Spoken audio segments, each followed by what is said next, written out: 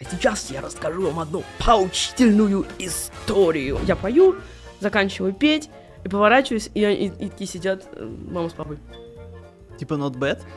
Да, ну, Вау. а ты петь, оказывается, умеешь. А мне 14, я же вообще, 14 лет у тебя, как бы критика вообще отсутствует, и ты такой, о, значит, я буду петь. Nicht ist für dich, nichts war für dich, für immer, der last blenden Simuteu.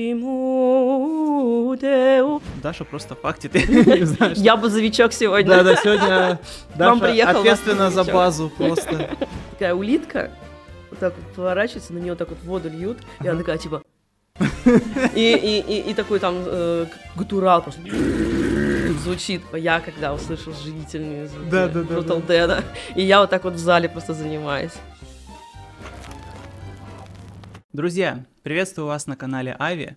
Сегодня у нас поистине какой-то замечательный день, потому что происходит много невероятных вещей, и самая крутая часть этого дня начинается прямо сейчас. Надеюсь, у вас тоже, потому что у нас в гостях, ребят, одна из самых необычных музыкальных групп России, причем, как я очень рад и что я хочу подметить, популярная не только у нас, но и за рубежом, Tardigrade Inferno в лице Дарьи Павлович. Дарья, приветствую тебя, очень Привет. рад тебя видеть.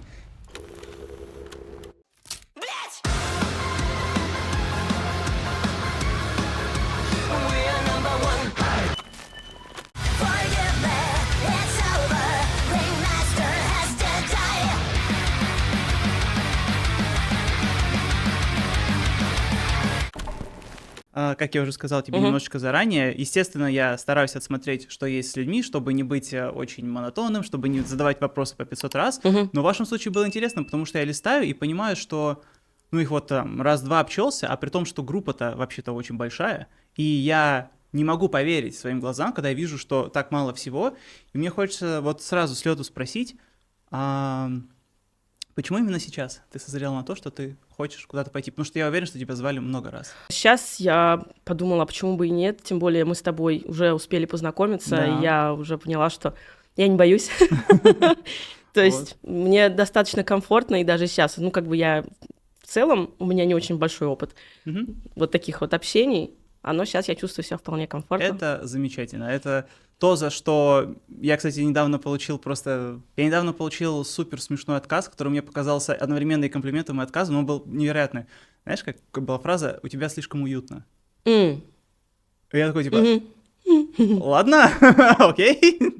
Значит, будем сами в своем уюте сидеть. Ребятки, еще раз всем большое спасибо. Слушай, можно я Конечно. тебя прерву, и перед тем, как мы начнем именно общаться и беседовать, я пришла не с пустыми руками. О, ничего На себе. самом деле. Сейчас немножко АСМР. Пошуршим пакетиками. Вот, я хотела бы тебе подарить. Вау. Это один из моих любимых дизайнов. Я в принципе люблю наши дизайны. Да, Но мы вот про это этот поговорим. вот хочу показать. Он такой достаточно, так, видно, металлюжный. Держи, это тебе. Так, я правильно определила? У тебя же М-ка? Да. Вот. Просто сейчас оверсайз, но в целом М-ка.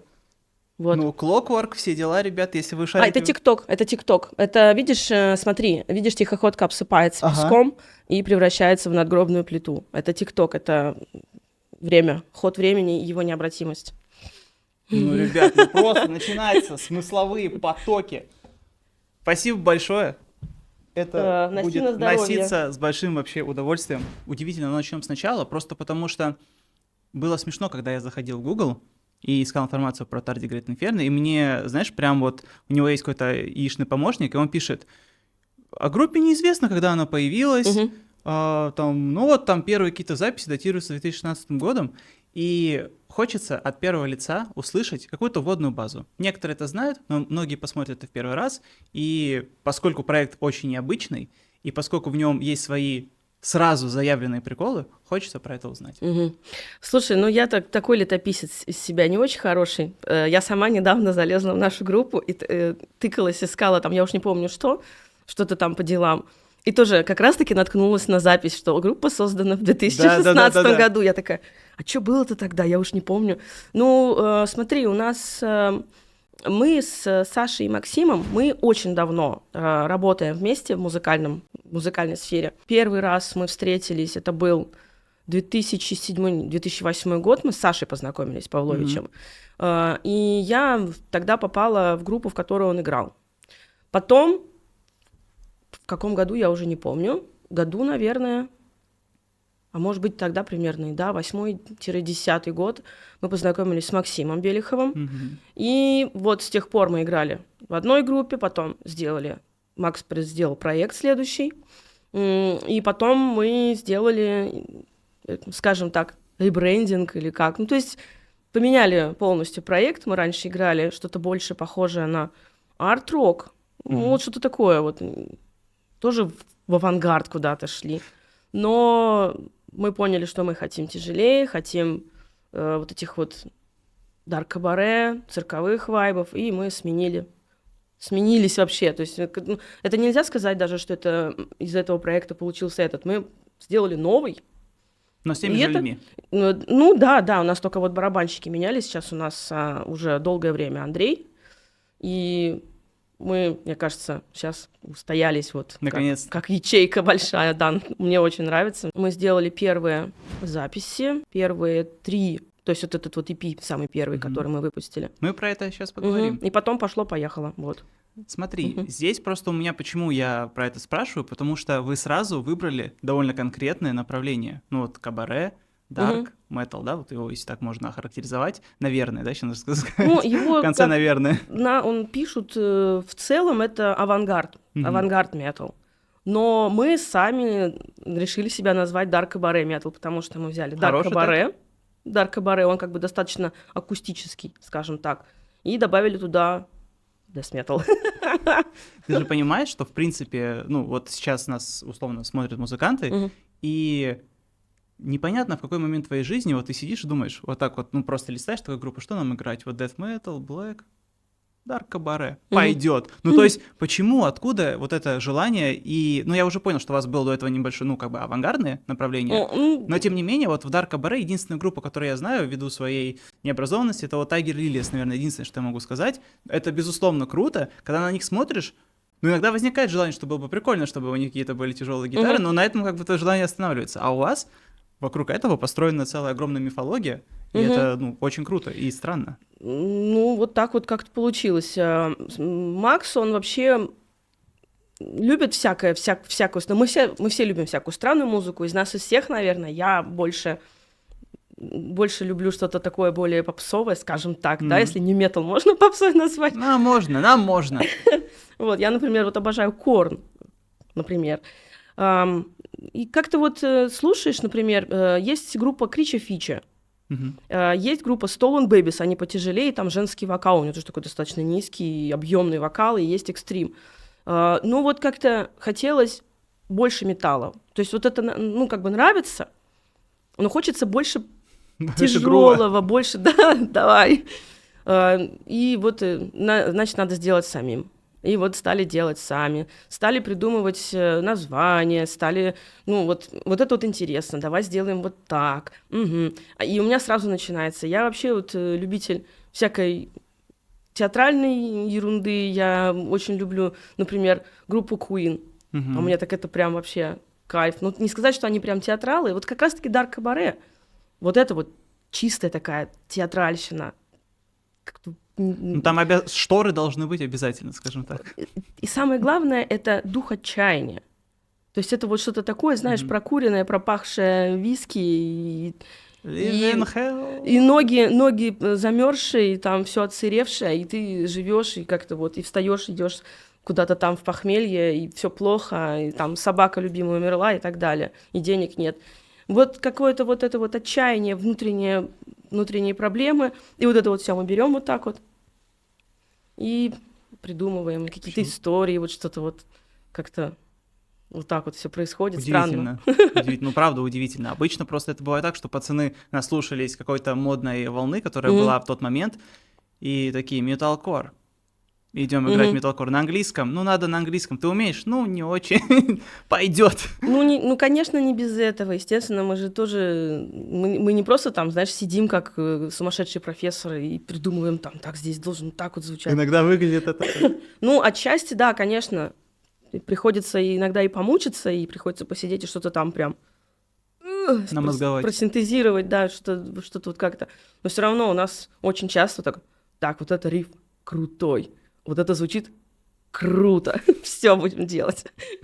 Потом уже там начинаешь, надо здесь подвигать. Для меня всегда очень важным является первый релиз группы. Вот ты про него вскользь сказала, сейчас чуть-чуть поподробнее про него поговорим, потому что в 95% случаев, когда я с кем-то общаюсь и просто листаю сам, для себя, ради интереса какой-то группы, и листаю в самый низ, посмотреть, что там происходило, всегда видна, знаешь, как люди шли к своему стилю. То есть они к нему идут долго. Почти ни у кого не бывает, что сразу вот ты включаешь, такой, я узнаю. То есть вот сейчас, год у вас был 2016, по-моему, первая пишка вышла. И то, что вы играете сейчас, это в том же самом стиле, в том же самом духе, плюс-минус, опять же, насколько я это понимаю, насколько мне мое музыкальное образование позволяет это понять. И при всем при этом там сразу заявлены ваши главные, так сказать, я хочу сказать про маскота вашей группы, про тихоходку, Дэниел, если я не ошибаюсь. Тогда, по-моему, еще был не Дэниел. У них вехи. Он позже появился немножко. Я расскажу про него, если будет интересно, потом вообще откуда он взялся сам по себе. Вы сразу себе придумали образ, вы сразу себе придумали стиль, и обычно не бывает так, что в первом же релизе группа, все, она сразу состоявшаяся. Вот у меня такое ощущение просто возникает, когда я это смотрю. И отсюда момент того, что у вас по-любому, как ты уже действительно сказала, огромный был опыт, и просто, это, опять же, я говорю, ты, может быть, просто сейчас не до конца это понимаешь, но группы вообще, они двигаются абы как. А здесь виден четкий концепт, это просто, очень круто. И я хочу, лишний раз это выразить респект и спросить про появление сразу же на обложке тихоходки, потому что наверняка вас про это спрашивали много раз, но в контексте такого публичного заявления хотим сказать, что это же не то чтобы очень очевидный вариант на маскота группы. Да, согласна. Все начинается, да, ты правильно сказал, у нас большой опыт, и работа именно совместная, то есть мы, по сути, втроем работали к тому моменту больше 10 лет. Общались, что-то придумывали, то есть мы уже успели до этого момента поработать над энным количеством песен. Мы даже успели там в предыдущем проекте целый альбом выпустить, то есть прям альбом. То есть у нас уже был опыт того, чтобы какую-то концепцию общую, что-то как-то вот сову на глобус натягивать, чтобы у тебя получился какой-то не разрозненный, а целостный, скажем так, не продукт. Нет, можно сказать продукт, но я больше хочу это назвать... творчество, то есть оно целостное. Произведение, одно большое произведение. Да. Как книга из глав, условно говоря. Там. В общем, вот. И вот это вот нам очень сильно помогло. Плюс успели уже как-то что-то наслушать и уже что-то понять, что нужно. И в момент, когда мы искали название, Макс предложил использовать тихоходок вот в этом. Потому что тихоходка — это экстремофил, это существо, которое... это вот этот вот водяной медведь микроскопический. Визуализация. Да. Вот эти вот существа, они невероятно устойчивы к воздействию внешнему. То есть над ними ставят опыт, бедные несчастные тихоходочки, но они очень хорошо выживают. То есть это существо способно выжить даже в космосе, в вакууме и под радиацией, прошу прощения. И от этого выстроилась такой образ, как общее название, Tardigrade Inferno, от тихоходок. Почему? Потому что вроде как в аду жарко, да? Да. А тихоходкам плевать, понимаешь? И у нас есть на альбоме песня All Tardigrades Go to Hell. И там как раз-таки описывается история, мифология, как это все произошло. То есть тихоходка попросила у демона, у нашего великого и ужасного, попросила, чтобы ей дали возможность жить вечно.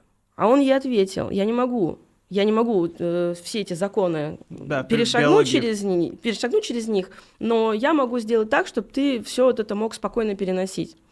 И в итоге тихоходка, ее душа оказывается в цепких лапах. Да, то есть, вот это классическая история. Ты получил то, что ты желал, но ты расплачиваешься самым дорогим. И в итоге она все-таки попадает в ад, но ей все равно. Потому что он ее сделал устойчивой к этому всему. Это вот такая вот получилась Вот такая вот Вереница прикольная, да. замкнутая история, то есть вроде как бы и обманули, а вроде как бы и не до конца. И не до конца, вроде как бы и кто кого обманул, получается. И вот так вот такой вот получился образ. И вот от этого стало все остальное выстраиваться. То есть вот у нас, если ты посмотришь, почитаешь тексты, то ты увидишь, что там как бы зачастую есть какие-то истории, истории предательства, истории... Театральные постановочки И там, да, такие. и там что-то обязательно есть, какое-то разрешение этой истории, которое, ну, оно... Как это было? А сейчас я расскажу вам одну поучительную историю. То есть каждая песня, по сути, это вот поучительная история. Вот, и, соответственно, все вот эти вот... даркобарешная театральность. Вот из... Я тут недавно, тоже меня ребята спрашивали, как, если я концерт даю, я веду себя на сцене, у меня между песнями обязательно есть связки. То есть я представляю песню, обязательно там какая-то штука, что-то есть. Да. То есть чтобы вот это вот все выступление шло одним вот таким вот как бы рассказом. Конвой. Да.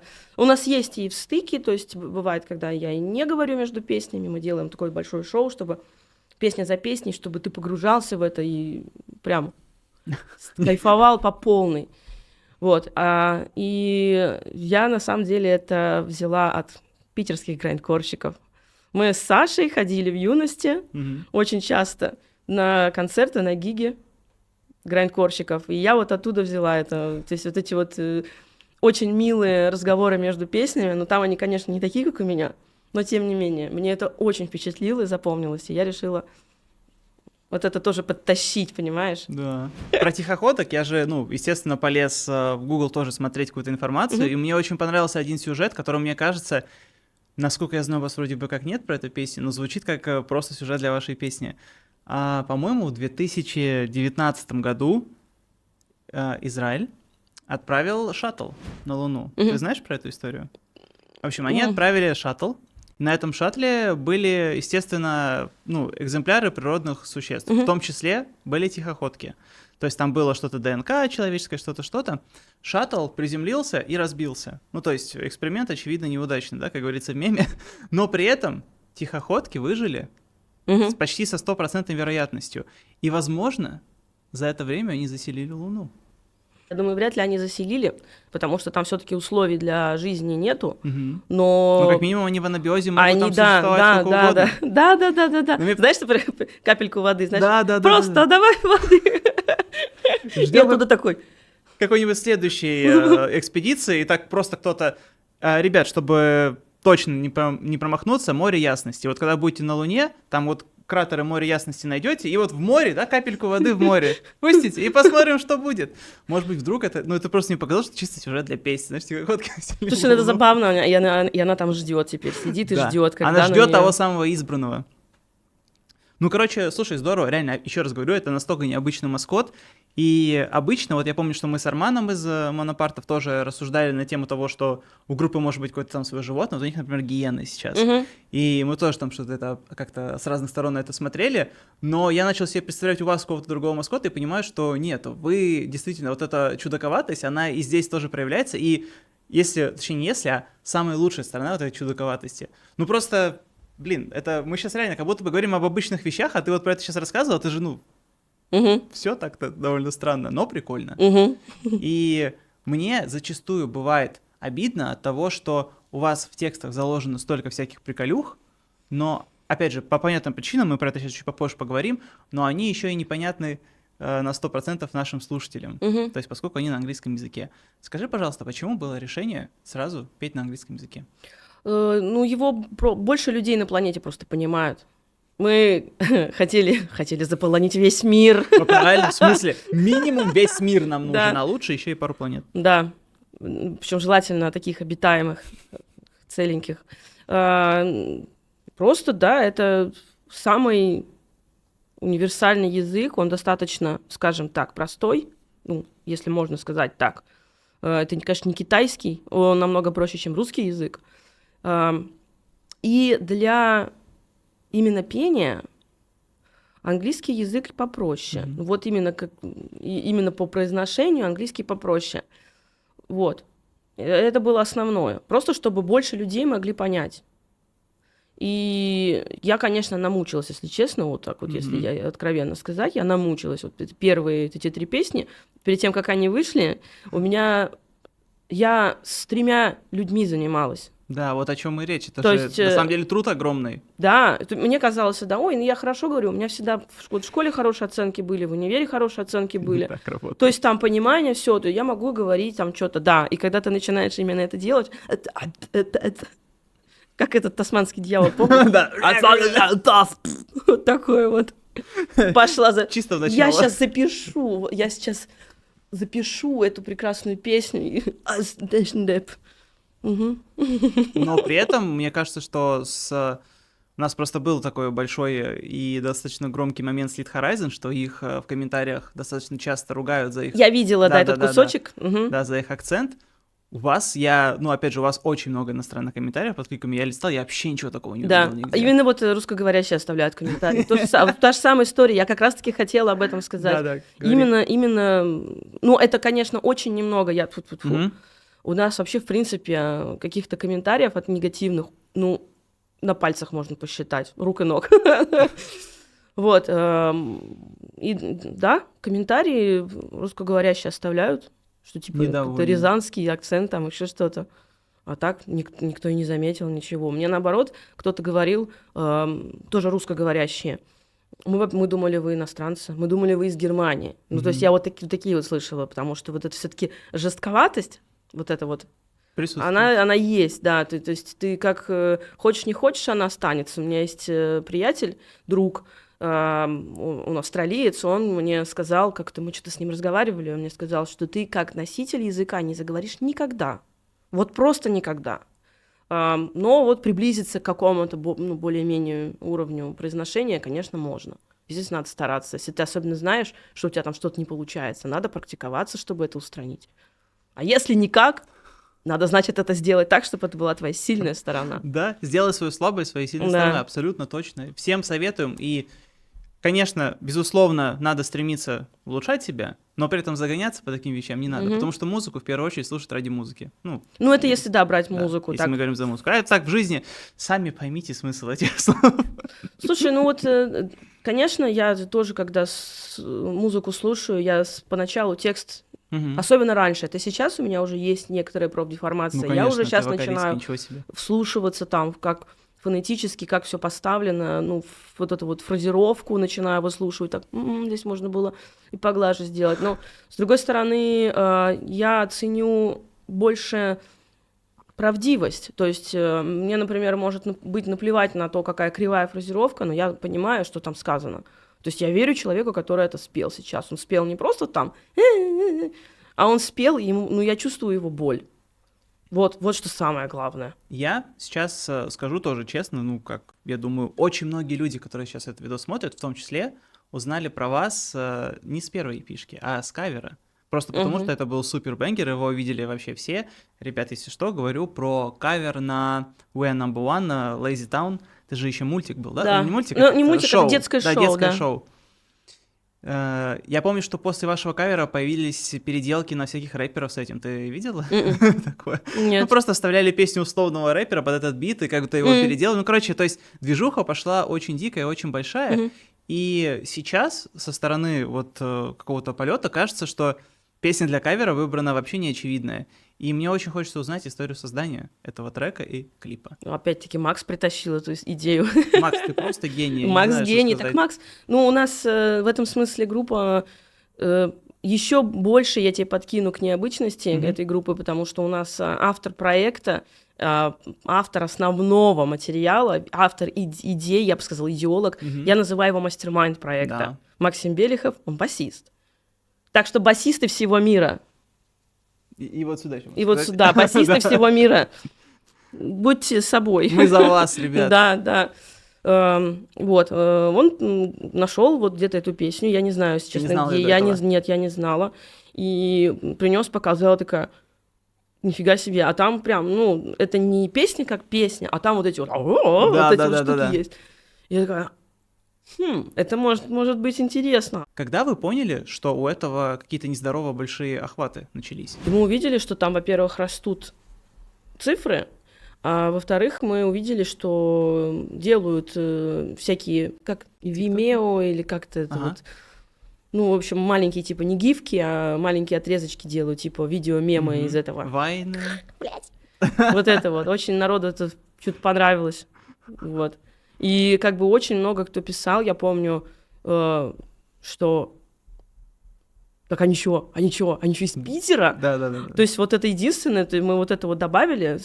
Одно единственное Да, слово. и я вот даже не помню, почему мы решили это сделать. То есть как-то вот оно просто вот было, по-моему, тоже Макс это сказал. Давай сделаем. И оно сработало. Для многих групп каверы являются, знаешь, средством, ну, условного там постоянного медиа появления, а второе — проклятием. Потому что люди начинают делать каверы, они их делают, даже на них есть реально хорошие просмотры, но при этом к их музыке интереса нет. Я считаю, что вот в нашем случае есть все-таки плюс у этого кавера, потому что мы его очень сильно переработали Абсолютно. на себя, и поэтому он очень похож на то, что вы мы делаете. делаем. Да, И поэтому он работает для вас в работает. положительной Да, степени. да, Это да, да, большая редкость. Это тоже вот для людей, скажем, которые там музыканты, которые думают о каверах. В целом кажется, что, наверное, их делать все-таки не стоит, но если вы делаете их, то это должно быть вашей прям фирменной фичей. Потому что когда я посмотрел этот кавер, мне было интересно, а что вы именно играете? Я зашел, послушал, такой, о, так это же примерно, ну плюс-минус то же самое. Думаю, прикольно. Ну то есть, если есть соответствие, но это опять же, вот все то, о чем мы говорим, это мысли людей, которые очень сильно понимают, что делают. Ну, у меня такое ощущение, что Максим, ну реально, мастер-майнд, это, видимо, уже не мем, это по факту так. Ну, у нас альбом даже есть мастер-майнд. Да, есть, ну, естественно, слушайте альбом Mastermind на всех цифровых площадках, вот они сейчас вот где-то летают. Кавер, все-таки кавер. Это кого-то хорошо, для кого-то это проклятие. Мы все-таки, знаешь, стараемся его немножко, как правильно сказать, подсветить другие песни. Да. То есть он есть, мы им гордимся, но как бы давайте мы другие дадим вам послушать Безусловно. песни. То есть мы вот так вот абсолютно хотим. За это топим 100%. И вы сделали достаточно грамотный мув, на мой взгляд. Вы же потом выложили трейлер к Executions Fund. Executions Fund действительно ваш, по-моему, сейчас второй во всех стримингах как трек, который чаще всего слушают. Ну, то есть он как раз условно хайп от We're Number One правильным образом перетекает в вашу музыку, и в том числе в этот трек. И я смотрел на него клип, он тоже, мы про клипы сейчас чуть отдельно поговорим, но именно вот раз уж тема вот так вот пошла, она прям вот так вот вереницей у нас идет, как та сосиска, о которой ты говорила, вот у нас она продолжается. Вы получили за него 18+. Ну да. Вы осознанно шли на это? Я уже даже не помню, мне кажется, просто мы хотели, чтобы там кровища была. Ну давай. А потом нам влепили, и мы такие, ну... Ладно, хорошо, пускай будет так, но на будущее будем делать, будем как-то пытаться обходить это, но если нам опять очень сильно захочется кровищу, мы сделаем. То есть как бы здесь, естественно, 18+, он очень сильно снижает. Конечно, я именно об этом и говорю, что есть ощущение, что если бы он был не 18+, как он бы еще больше. Безусловно. Ну вот... Да, есть вот там такое. Мы сделали выводы. Мы провели работу над ошибками. Если ты заметил, в клипе Ringmaster Has to Die там есть сцена, где, когда битва происходит клоунов, и как раз-таки там пришлось применить свою смекалку и использовать бутафорскую бутафорию. Я предложила ребятам, потому что я в основном работаю над бутафорией, над всей вот этой вот ерундой, потому что я это обожаю просто. Эту театральщину. И я говорю, чуваки, давайте мы вместо кишок серпантин возьмем. Вот этот вот блестящий, красный, давай. Его точно не запикивают. Он точно пройдет.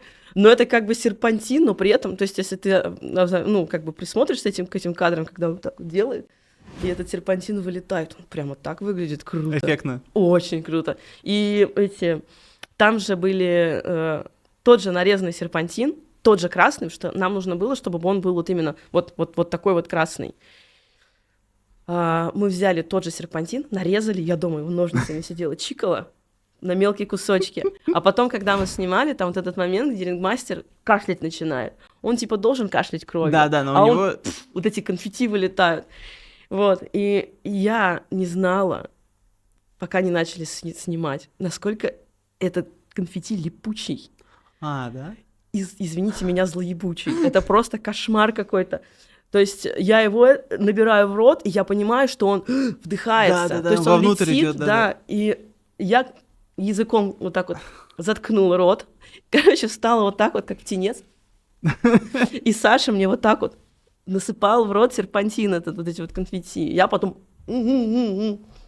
Вот это вот начинается. Вот. И самое смешное это было то, что мы снимали это, мы арендовали цирк, настоящий цирк. То есть вот этот шатер. Это было плюс 30 температура. Шатер без кондиционирования. Все закрыто, чтобы свет был. Шатер из прорезиненного брезента. Можете себе представить, что там было внутри. Это душно, ребят. Это просто ад. Это был просто ад. Мы реально, мы раз в некоторое время мы просто выходили. Вы вот еще такие Ивана вот туда затащили. Да. Иван приехал под конец, и я его водой холодной обливала. Ему повезло очень хорошо. Вот, и там это все происходило так, я выплевывала эти конфетти, потом мы их вот так вот собирали с пола. А на полу... Что, и обратно? И обратно, да. Ну, потому что у меня не было другого. Ну, не было у меня другого. А просто самое смешное это было то, что там в этом цирке, там медведь выступает. То есть там в соседнем цирк стоял, вот этот шатер, и в соседнем вагончике сидел медведь все это время. Радио слушал, телек смотрел. Вот. И, соответственно, и надо мной потом шутили, что вот, как мы хотим работать, как мы хотим снять хороший фильм, что мы жрем медвежью шерсть между дублями. Блин, жесть вообще. Вот так. Вообще, в целом, ваши клипы — это отдельный вид прикола и искусства, я бы даже не побоюсь этого слова, потому что они все выглядят срежиссированными, они все выглядят с идеями, в них всех есть какое-то зерно. Даже когда это просто какое-то лирик-видео, например, даже оно выглядит прикольно, потому что это не просто вот слова появляются, там дал какому-то аниматору за там 6 тысяч рублей, он тебе это сделал, а реально какая-то идея и какая-то приколюха. Кто у вас, ну, ты сказал, что Максим придумал свой number one, а в целом за это отвечает, за режиссуру? Максим. Ну, мы все работаем над этим, конечно. Вот как раз-таки в данный момент мы сейчас, вот прямо сейчас работаем над клипом к следующему альбому. Я вот позавчера, 1 сентября, День знаний, мы анонсировали, да, что в следующем году будет новый альбом. Так что ждите новостей. И, соответственно, сейчас мы уже начали работать над клипами. То есть мы разрабатываем сюжет, разрабатываем место съемки, костюмы, то есть я там уже занимаюсь, я уже машинку швейную расчехлила и так далее. Вот, то есть мы вот сейчас этим занимаемся. И это действительно для нас это очень важно, клип. А отсылки к кинематографу у вас случайные или специальные? К чему это говорю? Вот у вас есть «Прибытие поезда» Люмьеров. Это, ну, опять же, я это сразу считываю, смотрю, думаю, прикольно. Там еще как это обыграно в клипе, это вообще отдельное искусство. То есть я вот сейчас, наверное, вставлю вам отрывок.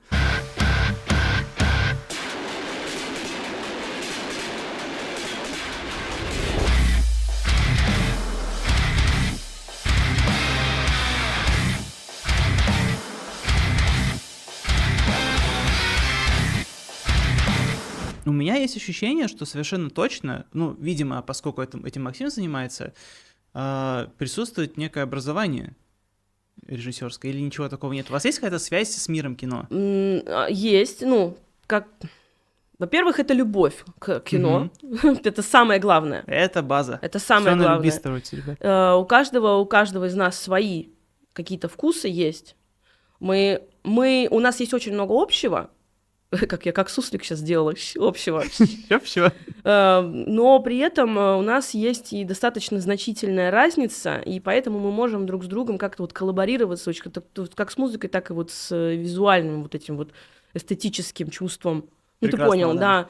И как у нас есть общее, но есть много разных, и мы как-то вот друг с другом вот это вот все смешиваем. Что Максим, что Саша, они оба учились в Институте кино и телевидения, но на звукоинженера. Вот, поэтому как бы есть некоторая связь с кино, но не то чтобы очень большая. Вот, а это чисто свой вкус. Вот такое вот чувство его и присутствует. Опять же, да, про кинематографичность всю эту историю. Очень много наблюдал таких комментариев. Одна из первых вещей, которую я написал, просто посмотря 2 ваших клипа себе в заметки, что сильно отдает Тиму Бёртону. Да, да. И это, ну, как бы, это, во-первых, это комплимент, потому что это прикольно, это готическая вот эта вот атмосфера Спасибо. такая легкая, она, ну, опять же, мне всегда нравилась. И, например, если ты вот тоже это подтверждаешь, какой у тебя любимый фильм Тима Бёртона? У меня даже не фильм, у меня мультик «Франкенвини». Мгм. Я смотрела его один раз. К счастью, мой мозг его затер, потому что, во-первых, я помню, как я плакала, когда я его смотрела. Он очень сильное впечатление производит, очень сильное. Вот, и я его с удовольствием еще раз пересмотрю и буду опять рыдать. Когда будешь готова к Да, этому? да. Потому что он действительно, он очень трогательный, он очень красивый, и вот это вот очень классно. И там как раз-таки больше, так как это мультик, там есть больше возможностей для того, чтобы сделать неестественные пропорции. То есть, если Мгм. ты снимаешь фильм, Ну да. то там ты можешь делать, как, например, у Эдвард Руки-ножницы, у него там при помощи укладки сделана как бы увеличенная голова, пропорции более детские получаются. Там вот это вот, еще что-то. Ты можешь сделать одеждой, драпировками, ты можешь менять Ну, пропорции линии пропорции, человека, да. Там больше значительно возможности сделать этот сюр, вот эти вот какие-то странные вещи. Вот. И это, кстати, мне очень нравится у Бёртона, как раз-таки эта эстетика, вот эти вот как характерно ломаные линии, характерные пропорции, характерно вот это вот эти вот глаза с синяками. Очень симпатично. А, еще мне, знаешь, что нравится? Давай. Я не помню, как это называется. Там такой тоже, типа как игрушечный, коротенький ролик. Там про мальчика, который сидел в комнате и не хотел выходить. Мгм. И там он типа представлял, что он Винсент Прайс. Он такой весь из себя. И там ему, значит, мама говорит... А это читает, по-моему, Винсент Прайс как раз-таки. Мгм. You're not Vincent Price. You're Vincent Malloy. So go to the street to have some real fun and joy. Вот я вот это прям запомнила, вот этот слог такой. Там очень характерно вот это все. Опять же, ты в лоре, явно. Ну, не сказать прям, я не являюсь прям суперфанатом и не могу все прям цитировать и помнить, но я очень приводить люблю. цитаты можешь, тем не менее. Цитировать не могу, но приводить цитаты могу. Саша тоже очень сильно любит. Ну, ты, наверное, заметил, что у него его образ, в принципе, очень сильно...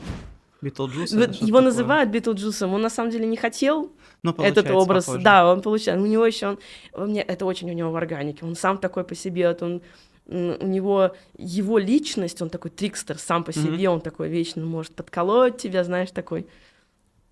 Вот такой. Бешеный, глаза бешеные, поэтому ему это очень идет, и поэтому оно работает хорошо, потому что это его. Однозначно вас можно назвать концептуальной группой. Ну, это все то, о чем мы говорим, это все про концепт. И в целом у меня есть такое мнение, мы об этом говорили, ну, несколько раз на подкастах, что как будто бы сейчас быть концептуальной группой — это один из, ну, как будто бы надо. То есть есть такое ощущение, что у группы должна быть своя мифологема по-любому. Просто для того, что это сильно, во-первых, выделяет, во-вторых, дает свою индивидуальную краску, потому что есть очень много групп в любом жанре, которые, ну, в принципе, не отличаются друг от друга глобально. Ты слушаешь вот это вот, ну, там, пост-хардкор, вот это, ну, тоже пост-хардкор. Вот здесь парень в припеве поет чистым, ну, и здесь парень поет в припеве чистым. Тут куплетик гролл, ну, тут куплетик гролл. То есть какая-то вот эта вот монотонность, и из нее как будто бы, даже если ты не можешь выбиться, например, как сонграйтер, то можно выбиться хотя бы визуально, и это тоже иногда работает у некоторых ребят. Но здесь я хочу вот такой момент тебя спросить. В концепте можно и заблудиться. В том смысле, что стать его заложником. И иногда, например, хочется написать просто там светлую песню, вот реально вот без иронии, без всего, просто вот есть такой душевный порыв. А как будто бы в канву группы как-то это не входит. Есть такой момент. Да, конечно, я не могу написать какую-то прямо откровенно пинк-флойдовскую песню. Ну, типа, это будет странно. Но в целом это возможно. То есть ты видишь возможность писать все, что угодно в канву группы? Я определенно вижу, смотря как ты это обыграешь. Как бы, как мне, если бы мне чуваки сказали, так, вот сейчас мы будем петь вот песню, там, какой-нибудь просто блюз с гитарой, я найду, как мне ее спеть, так, чтобы она была там.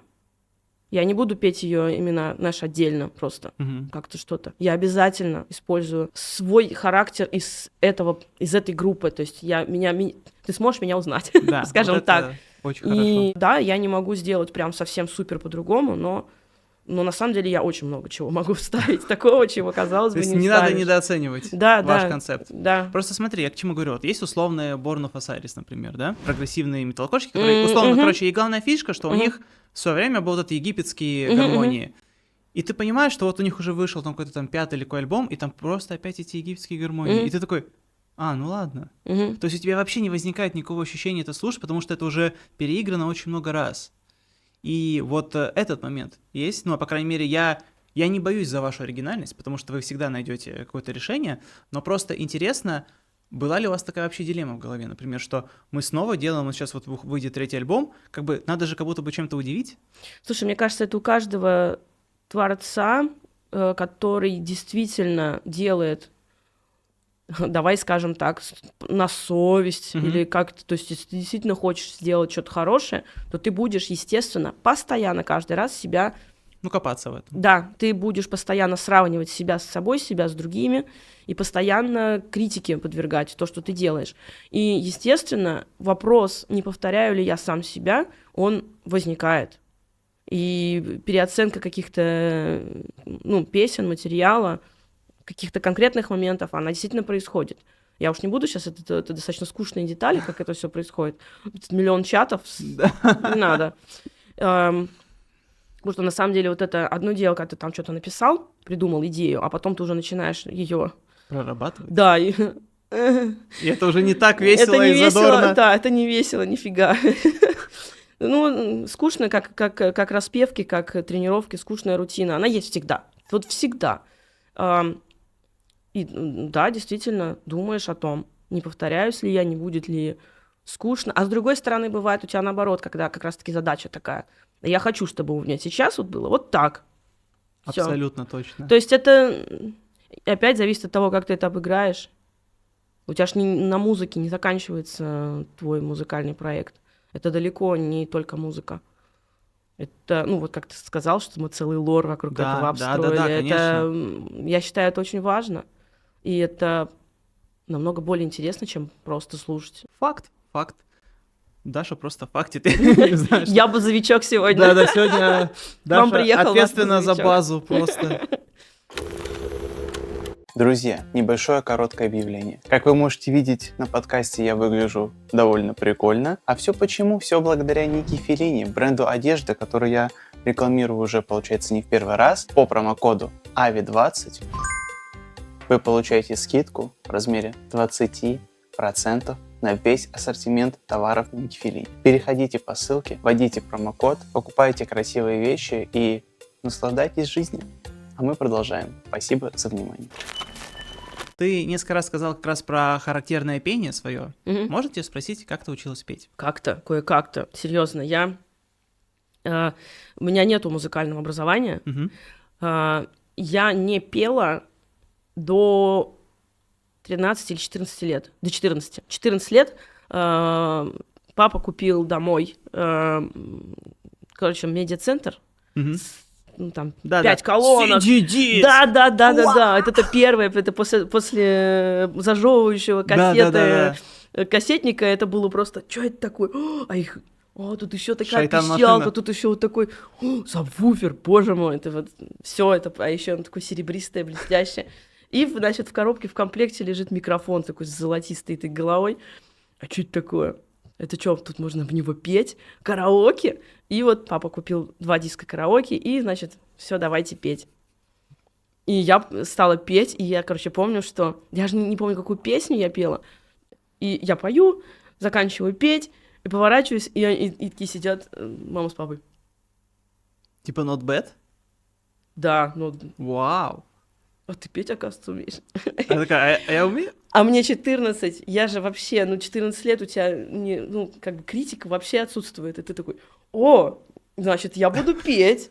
И потом еще я писала стихи по чуть-чуть, и вроде как меня потом еще на литературе учительница похвалила и взяла даже в какой-то конкурс у меня стихотворение. Я такая, блин, да мне, значит, надо петь. Готовая артистка! Да, я буду писать стихи и петь, но почему нет? Ну, если у меня это получилось, мне понравилось, так еще я прям так вдохновилась.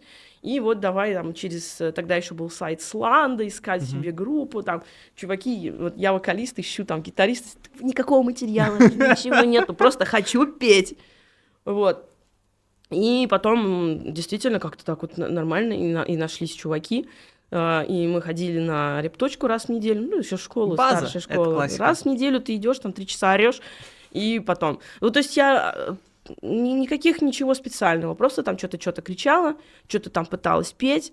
Очень, как можно назвать это, этническое пение, наверное. То есть это никакая не школа, просто вот природные какие-то есть. По наитию. Да. Ну, как вот не один раз просто мой преподаватель сказал, что это похоже именно на этническое пение. То есть оно такое, ну, короче, не по какой школе. Занималась вот так вот, нерегулярно, и пела. Потом вот попала в группу, познакомилась с Сашей Павловичем. Там уже начались вопросы к тому, что занимаешься ли ты, тренируешься ли ты. Меня отправили к моему первому тренеру, скажем так. Я какое-то время занималась, ну, мне действительно помогло. Потом я пошла, ну, я как бы долгое время потом не занималась, просто сама там что-то делала. И там подсмотрю, и как-то шла вот на, знаешь, чисто на природных данных, без ничего. А потом, это получается уже второй альбом, перед записью второго альбома я решила, что, ну, и мне еще и сказали, давай, пора экстрим изучать, давай. То есть я как-то до этого пыталась что-то, но у меня был страх. Конечно, попортиться, потому что я очень много историй знаю, когда человек начинает что-то делать вот такое экстремальное и использует травматичные техники. Да, и просто голос даже чисто идет до свидания. Голос теряется, портится, а я не хотела, знаешь, вот этого вот всего. И я попала вот к Глебу Шашкову, это прекрасный тренер вокальный, прекрасный преподаватель, у него это педагог просто от Бога, я считаю. И мы с ним стали изучать экстремальные техники, и он мне такой, давай по-чистому будем тоже. Сейчас начнем с чистого, потому что я слышу там то-то, то-то, то-то. Я сейчас не буду вдаваться в подробности. И давай откорректируем это. И я поняла, насколько сильно это мне облегчило жизнь. Я, уже пройдя через больше 15 лет ора, уже не боялась делать неправильно, но когда мне сказали, вот можно делать вот так, и мне это так, мне просто развязало это руки. Я продолжаю заниматься, естественно, я продолжаю какие-то вещи оттачивать, что-то, но теперь мне просто проще, потому что я знаю, как понять, что тебе надо прокачать, и как потихонечку это прокачивать. То есть я научилась учиться, по сути. И еще вот Катя Десятникова, тоже в то же время, она академическое образование имеет. То есть, видишь, с одной стороны у меня экстрим-эстрада, да. С другой стороны академический. А это и слышно, между прочим. И она мне тоже дала какие-то такие вещи, которые я интуитивно пыталась что-то делать, а потом она мне показывает, и я, оказывается, это можно так. Господи, оказывается, можно не умирать к концу концерта, оказывается, можно, ну, в общем, очень много чего делалось, и получилось вот так вот, видишь, то есть изначально не было какого-то по школе поставливания голоса, и поэтому он получился вот какой-то вот такой индивидуальный. Вот. Да, я считаю, что здесь это прямо... Да, есть в этом минусы, конечно, есть в этом минусы, но исключительно такие, что... Ты можешь долго не прогрессировать, потому что ты не понимаешь, что ты делаешь. Не понимаешь своих ошибок. Да, и ты можешь даже их как бы просто не слышать. То есть если вот сейчас, например, я знаю, что я делаю, условно, и я могу записать кусочек, отправить его какому-то из своих преподавателей и попросить, что ты здесь слышишь сейчас, как вот оно. И мне просто человек со стороны, он слышит значительно лучше, что происходит. Конечно. И мне так вот здесь вот то-то ты делаешь, здесь то-то делаешь. И я, значит, я могу это поправить вот так-то и так-то. Хорошо, что у тебя нет. Знаешь, просто я вот сейчас это все слушаю. Я знаю бы людей, которым вот так же они, например, бы сделали, отправили свой вокал кому-то послушать, я пошел сказал, такие, да. Да ты не понимаешь. Чувак, это мой стиль, ты не шаришь. То есть надо тоже уметь вот это выключать в себе эгоиста и понимать зачастую, когда тебе говорят какие-то правильные вещи. Мгм. Это тоже надо уметь. Ну, ты можешь всегда попробовать то, что тебе подсказали. Мгм. И если тебе это не понравится, ты всегда можешь к своему говну вернуться. Серьезно. Вот ты орал, ты там что-то давился и кричал, и тебе неудобно. Ты идешь к профессионалу. Да. Профессионал тебе говорит, вот это делается вообще как бы по идее вот так вот. Вот тебе упражнение, вот делай замочек, вот там то-то, то-то, вот здесь не дави, тут вот анкировка и так далее. И ты такой делаешь, и такой чувствуешь, блин, пропало вот это вот, надрыв пропал. Ага, который тебе, наоборот, нравился. Да, который тебе нравился. Ну, ты всегда можешь вернуться к этому. Ты уже так травматично это не сделаешь, потому что твой организм, на самом деле, он не дурак. У тебя мозжечок, ему, если не мешать, он все делает за тебя. Ты чуть-чуть вот поделал какие-то упражнения, у тебя... Это как работает? Ты ночь поспал, то есть ты делаешь что-то новое, ночь поспал, на следующий день делай, и у тебя получится намного лучше. Потому что за ночь мозг это обработает и уложит. Стихи так учат. Да, в том числе. Ну, какие-то вещи перед экзаменами. Да. Ну, что вот это вот перед экзаменом. Да. Я ничего не знаю, я ничего не Мгм, запомню. мгм. А потом просто просыпаешься такой, да вообще-то помню. Да. Главное на экзамене, чтобы оно из башки не вылетело. Вот. И еще тоже момент такой. Вокал вокалом, технически вот этот инструмент инструментом, но у тебя всегда есть твоя индивидуальность, твой персонаж и твой характер, которым ты как раз-таки должен пользоваться. Если у тебя не получается вокалом сделать какой-то... Почувствуй это. Это актер, ну, как актерская Да, тема. да. Ты можешь вызвать это обратно в себе. Мне там, ой, вы меня сбили с толку, там поправили мне технику, я теперь не звучу как раненый медведь. Ты можешь звучать как раненый медведь. Ну, хотя я не знаю, может быть, не каждый. Не знаю, я, конечно, понимаешь, я человек такой, я не обладаю методами, я не обладаю какими-то сосредоточенными, систематизированными знаниями. Да. Я Мгм. именно вот, я нахваталась и говорю, я делюсь чисто своим опытом. Поэтому, ребята, вы меня не слушайте. Делайте так, как вам комфортно и удобно. Все, не надо вот это вот. Все равно вы не сможете повторить кабаре Dark Metal, извините уж. Да, Не ну, получится. ну как бы есть люди, которые очень хорошо имитируют и пародируют. Ну, давай возьмем, сколько есть групп, в которых вокалист отчетливо поет как Хэтфилд. Да, у меня друзья такие были. Все детство его пародировали. Имеется в виду, что очень много прям тембр, практически Да, один да. в один. Человек просто делает одно и то же. Вот. Ну, тоже в зависимости от того, если это действительно ваша цель, ну ок. Да. Но искать свою индивидуальность совершенно точно нужно. Она не будет такой же, как у Дарьи, она не будет такой же, как и у много у кого, но, ребят, ну, как будто бы есть ощущение, что надо ценить творчество в себе, а не пытаться кого-то копировать, по возможности Да. хотя бы, если уж вы хотите этим действительно серьезно заниматься. Вот смотри, ты рассказала, что ты вот поняла, что ты вроде как умеешь петь, и сразу же начала, как ты говоришь, гонять вот группы, все дела. Тебе было комфортно быть девочкой-вокалисткой? Как правило, я так понимаю, что это же в основном были мужские коллективы. Ну, естественно, мужики, да. Ты не чувствовала Я никогда с никаких... девочками, получается, и не работала никогда. Мне норм. Но у меня, видишь, как бы я не самый стеснительный человек. У меня такое достаточно развязное поведение, скажем так. Ну, в том плане, что я могу... Не стесняшка. Матом я ругаться могу больше, чем... Чем говорить? Чем говорить, больше, чем мои... Господи, это было... Как меня спросили, вот ты поехала в тур с музыкантами, металлистами, Мгм. и каково это было? А у меня, я отвечаю, ну что, запах табака, перегара, сальные шутки, не знаю, как они меня вообще терпели. Вот. Нормально. Вот, то есть я... Мне норм. Я не живу, конечно, вот так вот прям, все, рок-звезда там и все такое. Ну, знаешь, как сказать, я бываю достаточно утонченной мадам и так далее. Я люблю, когда у меня дома чисто, и я не разбрасываю там везде бычки по дому. Но как бы меня не смущает вот это вот все. Чтобы ты, наверное, хотел узнать даже больше не вот этот вот момент, а, наверное, больше как отношения, там, Конечно, сексизм, вот это вот вся Я ерунда. просто не хотел это прямо Я говорить. никогда не сталкивалась с этим. Мне, наверное, просто повезло, что все чуваки, с которыми я Адекватные. когда-либо работала, да, ни разу мне не было сказано там, что вообще заткнись и так далее. То есть я знаю, что такое присутствует. Мне очень Я повезло. такое видел. Мне очень повезло. Может быть, как раз-таки из-за того, что здесь... Ты себя так ставишь, мне кажется? Может быть и Да. так, да. И это вот неформальная тусовка, она какая-то более в этом смысле свободная, то есть от каких-то таких стереотипов.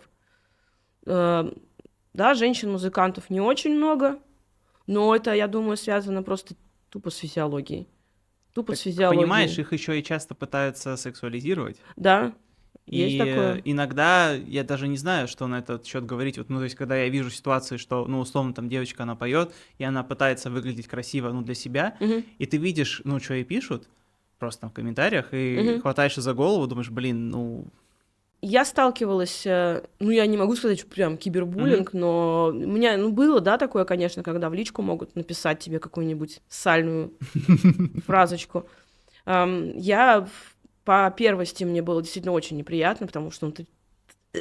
да. Как точно? Я помню, я отреагировала просто... Вот я читаю, извини меня, я не буду сейчас цитировать, что мне там написали. А я такая сижу... Вам не стыдно такое незнакомому человеку писать, понимаешь? Нормально, вот так вот я ответила. Нормально, хорошая тактика. Я думаю, я не буду в ответ крыть матом, потому что, как по мне, так это, это только я себя выставлю, что меня человек смутил. Я написала, как вот, знаешь, у меня моя мама, педагог начальных классов и детского сада. Вот это из тех людей, которые, как раз-таки, откуда мимика, откуда вот это все взялось. И вот это человек, который может очень спокойный, вот такой вот очень спокойной фразой сказать тебе так, кратко. Охладить тебя. Да, охладить твой пыл. Я вот этому научилась. Это вот вайб, этот настрой, вот это вот, как это, майндсет вот такой, типа, тебе говорят что-то, а ты в ответ говоришь, вам не стыдно? Именно вам. Да. Человек тебе на «ты», а ты говоришь «вам» или «там». Этими губами ты целуешь свою мать, Или, с которой да, такие вот вещи это идут. вот прекрасно. Мне очень нравится. Такие фразы нужно, на самом деле, если честно, их нужно заготовить у себя. Да, надо сделать чтобы это. чтобы они были там, где-то там в подкорке подкорке, да. сидели, чтобы ты смог его вот так вот использовать. Из того, что я смог нахвататься, какие-то ваши текстовые вьюшки, у меня возникло ощущение, вот ты когда говоришь про музыку, я думаю, что людям очень будет интересно, что ты слушаешь вообще из музыки, естественно, помимо всякого тяжеляка, ты немножко вскользь про это сказал, но почему я тебя спрашиваю? Потому что ребята перечисляли группы, которые им нравятся, и ты отметила 2 группы, которые я очень сильно люблю и очень сильно уважаю, но они как бы не на 100% очевидные. Ты отметила Годжиру, и ты отметила Пантеру. Вот что Годжира, что Пантера, я между ними вижу и всегда видел общее зерно какое-то, и мне было, просто забавно интересно, почему ты именно их выделила. Можешь вот немножечко рассказать, что тебе нравится? Причем и то, это достаточно тяжелые группы. И что ты слушаешь, и вот почему есть пиетет к вот этим 2 коллективам? Мне интересно. Не только к ним. Это откуда ты взял? Из какого-то, текстового интервью.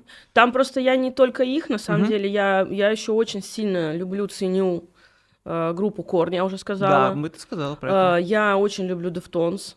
Я прямо... Как тебе новый альбом?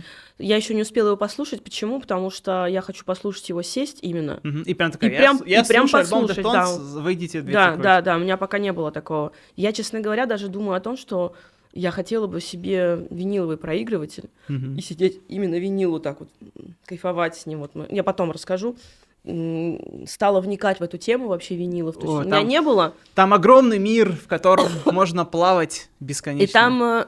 именно ты когда садишься, именно винил послушать, ты берешь его, и прямо и ты слушаешь, и ты погружаешься в это, как книгу читаешь. То есть это не просто там взял, открыл и послушал альбом. Я недавно слушала альбом «Zeit».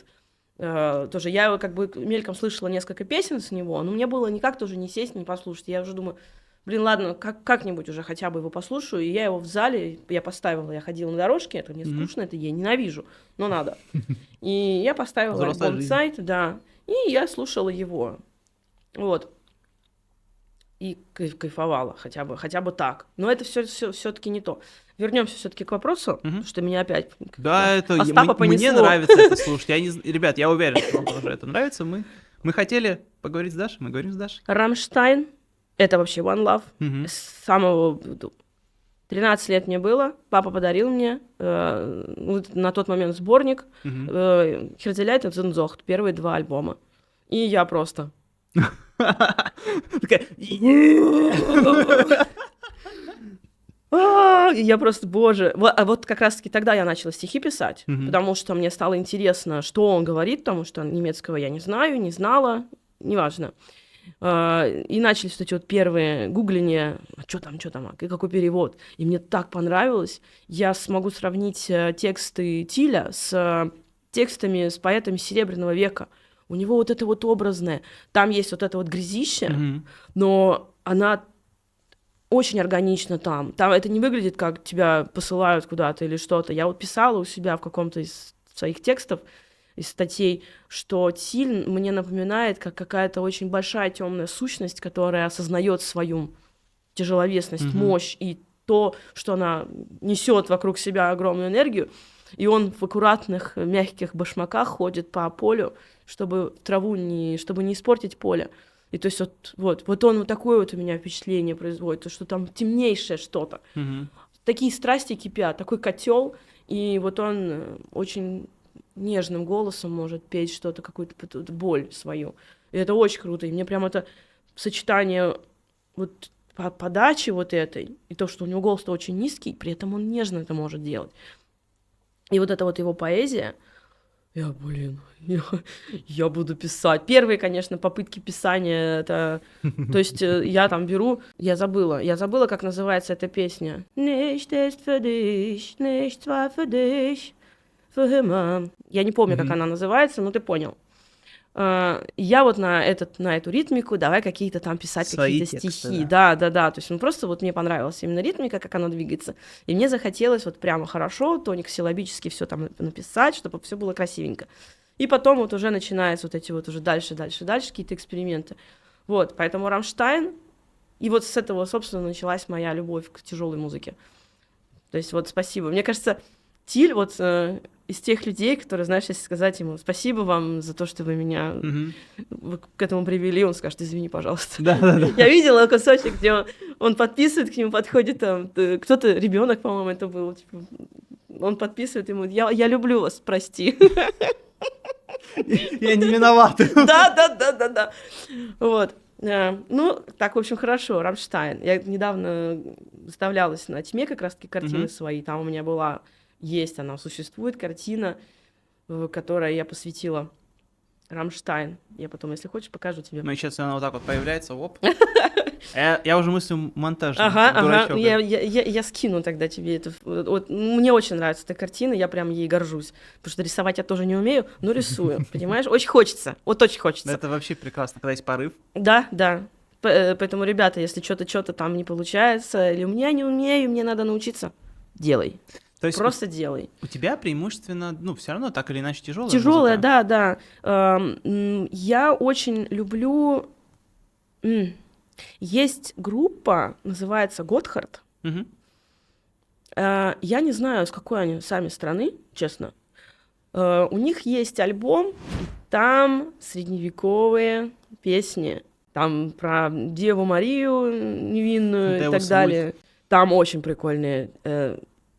Там эти голоса, то есть слышно, что они записаны там, грубо говоря, в один тейк. То есть ты слышишь, что... Не идеальности. Не идеально, да, то есть мне очень нравится. Там чисто живое, как будто бы они действительно там на улице сейчас поют перед тобой.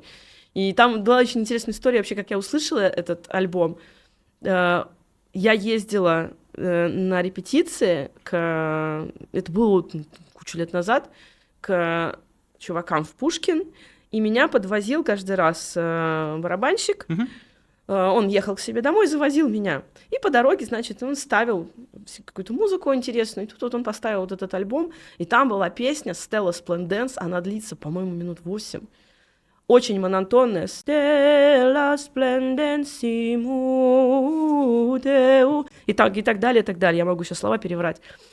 И вот это вот монотонное 8 минут, и там разные голоса, и такой, и такой, и такой, и они друг с другом перекликаются. И я просто... Это что? Он такой, это вот Stella Splendens. Потом он мне скинул, я заслушала до дыр, а потом у меня Винсент с этим альбомом куда-то пропал, у меня компьютер сломался, ноутбук, в общем, все это утерялось. И я такая, ой, на стриминге поищу-ка я. А на стриминге нет, там есть этот альбом, но там он немножко другой, то есть там есть те, которые были там, в оригинальном, а есть какие-то новые, и каких-то нету, то есть переделанные. И я знаю точно, что эту запись, этот диск, вот этот барабанщик Вася, он купил его у уличных музыкантов где-то в Чехии, по-моему. Я могу тоже опять сейчас наврать по фактам, но смысл вот такой. То есть он где-то у уличных музыкантов купил диск, привез его сюда. И вот он тут живет своей жизнью. И я ему пишу, я такая смотрю, я не нашла эту песню, мне хотелось именно Stella Splendens послушать, вот эту вот нудятину монотонную, мне очень хотелось. И я пишу ему, слушай, у тебя случайно не сохранился этот диск? И он мне просто скидывает. Ссылка на Яндекс, вот они. И я... Боже, я так кайфанула. Я думаю, что ваши Очень поклонники круто. сейчас будут кайфовать. Они Да, будут все это искать, слушать и наверняка находить какие-то элементы интересные для себя. Я прямо вот кайфую. Ну да, конечно, в основном это металл. Ну, я люблю Леди Гагу еще. Мне кажется, Леди Гага, она больше металл, чем Стопудово. куча металлических групп. Mayhem. Это да. От Мне него, очень нравится. от визуала, от всего, мы тоже и с Владимиром про это говорили, что от него прет вот этим вот металлическим духом. Она же еще даже на Грэмми выступала с Металликой, я помню, это видел. Да, это не с Мейхема, это с... Нет, это... Ой, все, естественно, это песня Металлики, Moth into the Flame. Да. И эта песня, там еще в чем интерес, она посвящена этой Эми Уайнхаус. Moth into the Flame. И мне так это порадовало прям. Очень хорошо. Я наткнулся на видосы, где челы смотрят аранжировки, ну, знаешь, ну, просто, типа, как продюсеры, да, вот эти вот, и там, ну, какой-то бит, что-то, и потом чел показывает, а вы видели, что там у Леди Гаги творится? И включается какой-нибудь Джудас, и это просто пиздец.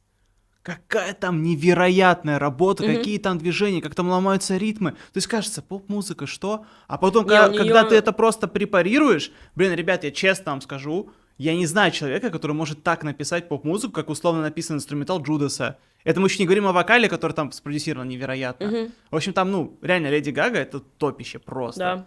Ну, она не зря Леди Гага. Я думаю, там как бы команда работает. Ну да. Не просто так. Не за хлеб. Мне очень понравился момент, когда она показывала после выхода Мейхема на The Disease, на эту песню, она показывает вокалы отдельно, там просто разъеб. И она рассказывает, мы хотели, чтобы в этом месте было ощущение, как будто бы сейчас вот тут тот, кто поет, сейчас взорвется, и там это слышно. То есть вот это нагнетание. Вот такие вот видео очень-очень полезно смотреть, чтобы понимать вообще, как идет мысль. Естественно, с тобой какими-то секретами никто делиться не собирается в таких видео, но ты можешь чего-то там прикольное нахватать. То есть ты смотришь, ага, вот так вот, ага, вот что это значит. И каждая ерунда при написании. То есть я, например, вот я не занимаюсь именно композиторской работой. Я занимаюсь тем, чтобы дать жизнь. Ну, где-то, естественно, я помогаю, что могу подсказать, если я слышу там, что-то мне придет в голову. О, здесь можно так сделать. Но я никогда, я не влезаю в структуру, я не... Рифы не поешь пацанам. Слушай, ну что-то я могу показать такое. Вот. У нас, кстати, сейчас расскажу, если я вспомню после того, как я сейчас буду это рассказывать. У нас сейчас песня, одна из песен в работе, в альбоме. Там риф, и он вдохновлен дверью из турецкого отеля. То есть там, когда ты открываешь, там замочек, какой-то такой звук издает. И я говорю, я что-то все ходила, повторяла, я как попугай начинаю повторять какие-то звуки, бывает, и из этого получается иногда что-то прикольное, какие-то вот мелодии или что-то, просто это остается в голове, и для каких-то следующих идей это потом становится как базой. То есть я всю вот эту вот ерунду, я что услышу, я все это собираю где-то, все там в чердаке, это все валяется там где-то. В White Room. А потом ты такой туда руку суешь, такой, о, прикольно. Идет, да. Вот, и это... Так, угу. Я такая, блин, Саня, может быть, Brutal Dead напишем на этот риф? То есть там как бы слышно флажолет. А потом, короче, они там, Саня переделал, что-то там они сделали, и, в общем, очень прикольно. Потом услышите. Это классно получается. Думаю, будет очень забавно смотреть, когда альбом выйдет, и наверняка кто-то вернется к этому видосу просмотра, и... Расскажите нам, что это за песня, ребят. Мы ждем этих комментариев. Я не знаю, что это за песня, а вот вы уже, кто это уже после альбома выхода смотрит, вы знаете. Расскажите мне, пожалуйста, очень хочу это узнать. А так вообще я люблю слушать Brutal Dead. Вот я обожаю, я прихожу в зал. Ты видел, может быть, видео в Инстаграме, где такая улитка вот так вот поворачивается, на нее так вот воду льют, и она такая типа... И такой там гутурал просто звучит. И эта улитка такая кайфует, и написано, типа, я когда услышал живительные звуки Brutal Dead. И я вот так вот в зале просто занимаюсь. Не знаю, Brutal для меня остается пока что вообще непонятным жанром. То есть я относительно недавно начал понимать Black, и до этого я считал, что это почти шум. У меня было такое ощущение, особенно старый, особенно этот классический, когда ты слушаешь там записи 90-х, реально ощущение, что это какой-то кассетный шум с каким-то отдаленным криком. Но я немножко, погрузился в лор, понял какие-то прикольные штуки, но вот Brutal Dead тоже пока что не понимаю. Мне показывали, я такой, это же, условно, там, 16 групп, и это одна песня у всех 16 групп. В этом есть какая-то прелесть. Мне очень нравится, вот я почему ставлю плейлист, и в какие-то моменты начинаю узнавать группы. То есть это не с самого начала получается. Мне просто понравилось, что он очень медитативный. Ты слушаешь его, там что-то, как Саша выражается, что-то там по фону поливает, приятное. И ты просто слушаешь, блин, как хорошо. Вдруг на чем-то у тебя сосредотачивается твой слух, там какой-нибудь очень крутой риф или там какое-то замедление, и прям такой, прям, как хорошо-то. И потом уже в какой-то момент, когда ты много слушаешь, уже начинаешь что-то узнавать. Вот, это все-таки грайнд скорее, знаешь. Вот здесь так. Чувствую австралийскую школу в этом оране. Да. Это какая-то, по-моему, Норвегия, что ли? Так, по ощущениям. Это, по-моему, 90-е. Да, вот слышно вот это вот тейп-сатурация, вот эта вот вся Со временем это как с любым жанром, с которым ты не был знаком. Ты просто в какой-то момент у тебя наслушанность возрастает, и ты можешь уже различать что-то, узнавать. По поводу Блэка мне тоже в какой-то момент, то есть я не сразу я не слушала, я больше... Как вот первые группы, это был Рамштайн, что по сути как бы типа индастриал. Типа industrial metal, new metal, вот эта вот вся история. Да. Пантера это трэш-метал, грув метал. Да. Тоже придумали сами про себя жанр. Чуваки, да, вроде трэш, грув. Вот. И я поэтому, Black для меня тоже поначалу, я слышу, что это что-то прикольное вроде, но мне сложно различать структуру, и как бы, в общем-то, в какой-то момент, когда тебе сложно осознать, тебе сложно понять, тебе становится в какой-то момент скучно слушать. Да. Вот, но я чувствую, что мне как бы приятно, поэтому я развиваю наслушанность в этом и ставлю, например, когда каким-то делом занимаюсь, просто чтобы у меня это как знаешь, как дети учатся говорить. У тебя по фону что-то там идет, какие-то звуки, и ты... Потом начинаешь их различать. Да, ты не пытаешься их осознать, ты просто, слушай, я так английский улучшала свой, когда я поняла, что мне требуется не просто петь, то есть ты берешь, условно говоря, если ты делаешь кавер, это одно, у тебя готовая партия, ты просто ее повторяешь. А Кате нужно придумать. Да, когда у тебя есть новый текст, которого ты нигде не слышал, вот это сочетание фонем ты нигде не слышал, и как оно вот так вот в музыке лежит, ты нигде это не слышал, и тебе нужно самому это как-то вот это вот всадить туда, чтобы оно звучало хорошо, а ты не носитель, ты вот этого не можешь сделать, и это там тратится какое-то невероятное количество. Говорить это совершенно тоже другое. Слушать совершенно тоже другое. И я стала себе улучшать. Как? Я ставила себе по фону шоу BBC. Мгм. Какие-нибудь, любые. Есть там средневековая ферма, может быть, ты видел. Там Видел, такая рыжая видел, женщина. видел. И они там что-то, вот это чисто английский, вот этот вот их говор, и к ним иногда приходят, точнее, они приходят к каким-то фермерам, и там чуваки, у которых акцент шотландский, которых ты не можешь понять, что он говорит. И я вот перестраивала как-то вот так вот, то есть поначалу вообще непонятно, а потом уже все, я могу без субтитров спокойно слушать, ну, смотреть, слушать, и я понимаю, о чем идет речь. Так было еще очень интересный момент. Я поставила себе фильм «Английский цирюльник». Там Алан Рикман молодой играет. И там как раз-таки весь самый сок британского кино. А там англичане, шотландцы, ирландцы, валийцы. Все разное. То есть Да. вот эти вот всех Все характерные... говоры другие. Да, и я просто... чего? А там был вариант либо поставить себе закадровый, Мгм. не закадровый, а дубляж. А я не люблю дубляж. Ну, у нас хорошо делают, но я не люблю. И либо просто без субтитров, потому что просто с субтитрами я не нашла этот фильм. А я хотела с субтитрами его смотреть. И в итоге я такая, ладно, хорошо, я просто поставлю его. У меня первые, наверное, минут 10 мозг просто офигевал. Потому что я... Знаешь, как я пыталась понять? Вот так вот. Что? Прям такая, это какое слово? Это вот Да, а потом как-то вот...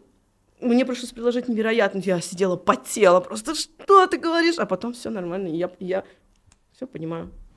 Я для себя в какой-то момент поняла, мне проще заниматься больше именно артистической стороной проекта, потому что ей надо заниматься, это вот априори, этим надо заниматься. И я буду там прокачиваться, сям прокачиваться, то делать, все делать. Я пытаюсь сейчас картины писать, больше уделять этому времени. Я занимаюсь изготовлением всякого реквизита, вот этой вот Да, всей я это ерунды. постоянно вижу в твоих сетях, и мне еще так прикольно, я смотрю, там что-то мастеришь, Мгм. что-то руками делаешь, такой думаю, блин, откуда столько, во-первых, и умений, и желаний, и времени, я думаю, блин, это же все Ну, трудоемкий просто процесс. нравится это. Вот просто нравится. Я кайфую от этого. Как-то мне нравится, есть маленький роличек, тоже видела. Мгм. Где-то в Инстаграме, по-моему. Запрещенная Там территория чё-то- России. Да. Мгм. Там сидит девочка, вот такая вот скрюченная. Типа, когда ты 24 часа сидел там, ну и сколько-то там Ага. часов подряд сидел там что-то делать. И она такая, я кайфую от этого. И падает просто. И я вспоминаю сразу себя, как ты сидишь. Я там, например, шью что-то. И просто ты не замечаешь, как время проходит. И я что-то чувствую, ой, что-то в спине не очень хорошо. Я, Ну, на душе так классно. господи, я 2 часа уже сидела, у меня глаза уже вот так вот в кучу. Блин, надо хотя бы постоять немножко, а то у меня уже там тромбы в ногах, я не знаю, все уже не встать. Спасите, помогите. Как это, знаешь, некоторые программисты ставят себе таймеры, Мгм. типа там на а-ля 15 минут, он раз извинит, все, типа там Мгм. глаза, Да, разминочку, да, да, да, разминочку. это очень правильная тема на самом деле, что каждые там 40-45 минут надо вставать, чтобы размять ноги, потому что ты когда долго сидишь, у тебя сдавливается, Мгм. и сосуды... Чувствуется взрослый человек, Да. понимает, о чем говорит. Здоровье это не шутка, Да, ребята, да, да. следите за ним. Да, это дешевле будет заранее это делать, серьезно. Дешевле. Чем потом копить на свое Да, здоровье. да, да. Дешевле в зал записаться и ходить. Это меня бесит ходить в зал. Бесит. Я терпеть не... Я хожу туда 3 раза в неделю. Блин, жестко. И то бывает еще дополнительно, чтобы кардио поделать. И бывает дома какие-то разминки делаю, потому что... Кстати, перед турами невероятная имба. У нас тоже уже с ребятами, ну, с которыми я общаюсь, которые часто турят, они мне рассказывают, что это прям конкретная схема. За месяц до тура начинаешь заниматься прям Жёстко физкультурой, прямо. да, там прям сильно. Причем еще если ты прям вообще здоровый пацан, еще и витаминчики пьешь, Мгм. ну, в смысле, без всякой фигни, просто реально витамины. И твоя, как сказать, иммунная система просто, она крепче становится. Да. И когда, например, вы поедете, у вас там половина людей заболеет, ты будешь такой... Печально, конечно, что Мгм. ты заболел, но я-то не заболею. И, в общем, Я оба тура ездила, оба тура болела. да, ну это как бы один фиг, все потом Да. заболевают, но просто ты быстрее выйдешь из этого состояния. если Легче ты- перенесешь, давай Да, скажем так. да. В принципе, что вот если касаемо туров, то это прям нереальный стресс, потому что ты ездишь, у тебя джетлаг, дорога и график непонятный, потому что выступления, они же не днем, а не Мгм. поздним вечером. И, соответственно, ты, когда уже разбираешься, Уже уходишь. как будто бы и спать хочется. Да там не просто спать хочется, ты когда уходишь из клуба, уже весь все собрал, ты уходишь из клуба далеко за полночь. Мгм. И ты ложишься, а потом утром ты опять встаешь, чтобы ехать дальше. И как бы у тебя сон, ну, не очень большой получается на кровати в отеле. Это если повезло, и ты спишь в отеле. Если что очень- повезло. Ну да, как бы, а что скрывать? Очень многие группы, особенно когда начинают, Конечно. начинают. Туровая жизнь довольно сложная. Катаешься просто, кто в хостелах живет, кто где, кто в машине ночует. Это не шутка. Вот. Мне невероятно повезло, что мы с самого начала стали работать с Madstream Booking Agency, Мгм. и я это называю Христа за пазухой. То есть я прям кайфую. У нас всегда есть хорошие условия, с тобой общаются как с человеком. Ну, серьезно, не как с дурачком, а как с, ну, коллега, который... Еще раз которого летит респект в уважают. сторону Андрея Китаева. Да, респект. Вот. И мы с ребятами очень рады, что работаем именно вот с ним. Недавно проводился Madstream Fest, на котором как раз-таки мы с тобой познакомились. Вот. И с ребятами Second to Sun, Морок, Грима, И вот скрим. да, и вот Скрим. И вот мы все вместе. Ну, мы и общаемся, у нас, в принципе, как так получилось, что мы с ребятами, у нас такая очень дружная тусовка. Мы прям... Прям друзьяшки. Да, друзьяшки, действительно, очень приятно. Мне нравится, когда там какие-то праздники, Новый год, день рождения, можно собраться всем вместе и потусить. И нету никаких там, я никого не знаю неприятного. Все очень хорошие чуваки. Да и здорово. Это хорошо, что так получается, Да. потому что гнильцы в этом есть, конечно, в музыкальном бизнесе очень много. Ну, как бы, да, шоу-бизнес, такая вещь. И хорошо, когда ее можно избегать, Мгм. и ты общаешься с нормальными людьми. Это, Мгм. кстати, ты знаешь, вот тоже скажу сейчас такой небольшой момент. Короче, я недавно получал в свой адрес такую штуку, которая меня порядком удивила. Вот, ну, про уют мы с тобой это вначале сказали, но другой момент есть, что, типа, такой был момент, что я как будто бы часто соглашаюсь и часто условно хвалю людей, которые ко мне приходят. Мгм. И как бы, типа, что ты, чувак, там, а-ля yes, man, вот такая вот фраза была. Я такой, типа, хорошо, начинаю пояснять свою позицию, а потом как бы аргумент дал, который настолько был железный, что я видел, потому что человек понял мой аргумент, что я не общаюсь с людьми, которые мне не Вот нравятся. я только хотел сказать, так ты зовешь к себе Конечно. только тех, кто тебе симпатичен и с кем Конечно, ты и хочешь еще больше пообщаться. скажу, я еще стараюсь возможности пообщаться до этого, просто потому что понять, ну вдруг человек, ну, очевидно, сделает какие-то вещи, которые я скажу, блин, ладно, хорош, ну, типа, Мгм. окей, я разберусь как-нибудь по-другому, ну, Мгм. это реально. И это тоже, в принципе, ответ, ребят, на вопрос, блин, пожалуйста, будьте, ну, как бы, адекватными и дружелюбными. Я уверен на 100%, что эго музыкантов, оно зачастую такое сильное, ну, оно проявляется ко всем, то есть и к своим музыкантам, и к чужим музыкантам, да. и там в том числе мне, как к участнику СМИ, да, вот этой вот всей темы. Будьте проще, господи. Просто будьте проще, и люди к вам потянутся зачастую. Мгм. Согласна. Ну, бывают моменты, когда тебе действительно нехорошо. Мгм. Я говорю не про физическое состояние, а именно про ментальное состояние. Бывает, когда тебе плохо, у тебя там какие-то личные траблы, или у тебя в твоем непосредственно в своей музыкальной группе какая-то ерунда происходит. И бывает, что достаточно сложно держать, ну, быть приятным. в Ну, быть этот момент. толерантным хотя бы к этому, Ну, да. вежливым или Мгм. как-то так. Не знаю, мне кажется, всегда надо максимально людей защищать от самого себя. То есть я там тоже могу истерику закатить и так далее, но ну, вы не заслуживаете этого. Не, бывает, когда человек заслужил, я могу Мгм. сказать. Но зачем просто Когда слишком так? сально. Зачем просто так выкатывать на других свои эмоции? Ну, типа, я, опять-таки, могу понять, когда человеку действительно очень плохо, и он просто не может контролировать это.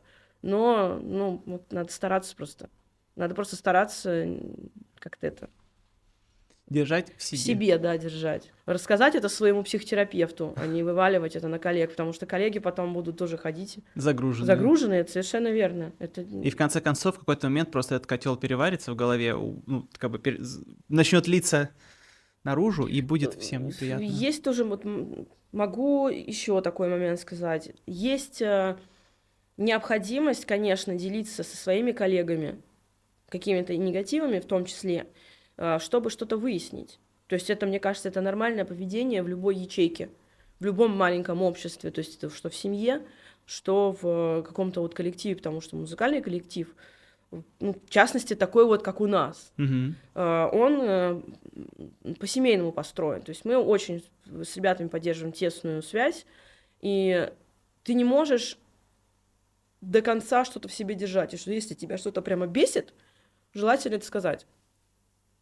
Спокойно. Не ждать, пока у тебя там из тебя фонтанировать будет во все стороны магма, раскаленное говно, а сказать вовремя, успеть.